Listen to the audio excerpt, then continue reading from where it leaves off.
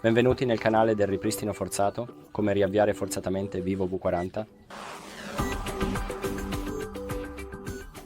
Quindi, ad esempio, se il tuo telefono si blocca e non riesci a riavviarlo nel modo semplice, quello che puoi fare è tenere premuti contemporaneamente il pulsante di accensione e il pulsante del volume giù per 10 secondi.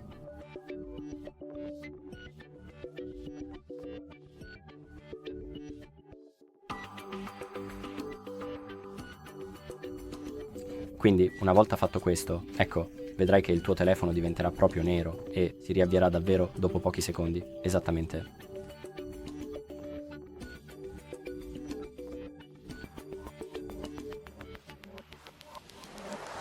Ecco fatto, si sta riaccendendo e questo è tutto. Grazie per guardare, metti mi piace e iscriviti.